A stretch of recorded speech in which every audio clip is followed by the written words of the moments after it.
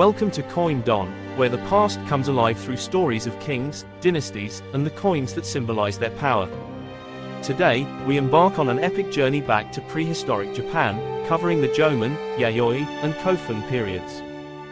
From the mysterious pottery makers of the Jomon to the fierce leaders of the Kofun period, this video will take you through the rise of society, early trade, and power struggles that laid the foundations for the great empires of Japan. Get ready for an adventure full of legends, archaeological wonders, and the early emergence of coinage. Don't forget to hit that subscribe button to join us on more historical adventures. The Jomon period, 1400 BCE to 300 BCE, dawn of culture and rituals. Our story begins in the vast expanse of time with the Jomon period. This era is named after the cord-marked pottery that showcases the artistic spirit of its people. The Jomon were hunter-gatherers who lived in harmony with the natural world, surrounded by dense forests and the rhythmic tides of the Pacific.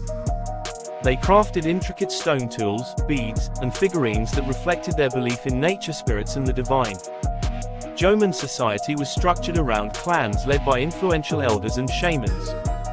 The shamans, who believed they communicated with the gods, conducted rituals that ensured successful hunts, bountiful harvests, and protection from the elements.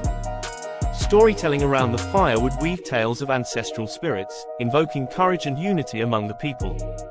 Although there was no formal currency, polished stones and jade ornaments held great value and were used in bartering for essential goods. Archaeological sites reveal that these items often traveled long distances, indicating that intertribal trade routes were well established. Imagine a bustling Jomon settlement by the sea, fishermen returning with their catch, children playing with clay dolls, and elders crafting beautiful pots for the next great festival. This section highlights how Jomon leaders' connection to spirituality and early trade laid the cultural foundation for Japanese society. The exchange of precious items as a form of proto-currency hinted at the economic practices to come. The Yayoi period, 300 BCE to 300 CE, the arrival of change and metalworking enter the Yayoi period, an era of transformation and innovation. The Yayoi people migrated from the Korean peninsula, bringing with them not just new agricultural techniques but the knowledge of metalworking. This period marked the shift from a hunter-gatherer lifestyle to settled agricultural communities. The sight of sprawling rice paddies reflected the newfound prosperity of the land, with villages expanding and leaders rising to power. The society of the Yayoi was hierarchical, with influential chieftains at the top. These leaders, often clad in elaborate garments and adorned with bronze jewelry, commanded loyalty and respect. Himiko, one of the most famous figures of the Yayoi, was a queen priestess who ruled with an aura of mystery. Her legend, described in ancient Chinese texts, portrays her as a wise and diplomatic leader who unified the tribes under her reign. She maintained relations with China, receiving precious gifts such as bronze mirrors and gold seals. The Yayoi era also saw the use of bronze and iron objects not only for tools and weapons but also as symbols of power. Bronze bells, known as dotaku, were intricately decorated and likely used in ceremonies to call upon the spirits. While coinage as we know it was not yet present, these metal items held value and were exchanged as gifts and tributes, laying the groundwork for the future use of currency. Imagine a bustling Yayoi village at dusk, with farmers tending to their fields, blacksmiths hammering out tools in the glow of the forge, and elders recounting stories of Queen Himiko's mysterious powers and her court, adorned with treasures that gleamed under the torchlight. This section delves into how the Yayoi leaders' control over agriculture and metal goods helped shape the society, and led to proto-monetary exchanges, foreshadowing the development of future economies.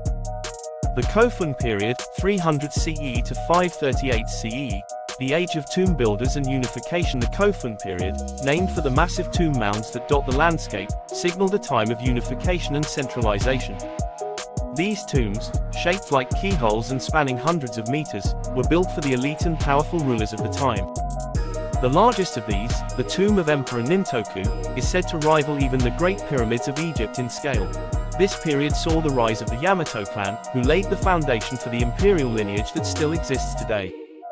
The Yamato kings claimed divine ancestry from the sun goddess Amaterasu, using this lineage to legitimize their rule. The consolidation of smaller clans under Yamato leadership led to a more cohesive society, one that would soon welcome the influence of Chinese and Korean culture and systems, including the concept of coinage. Artifacts found in these burial mounds reveal a society rich in artistry and trade. Gold and bronze mirrors, weapons, and jade beads adorned the graves, indicating the vast network of trade routes and the wealth of these rulers. Though true coinage was not yet in use, the treasures buried with the dead symbolized both power and the belief in an afterlife where such wealth would be needed. Picture a solemn procession as the Yamato ruler is laid to rest in a colossal Kofun mound. Priests chant, holding bronze mirrors that catch the setting sun's rays, a reflection of their divine claim. The community watches in reverence, aware that their king's legacy, enshrined with treasures, will echo through the ages.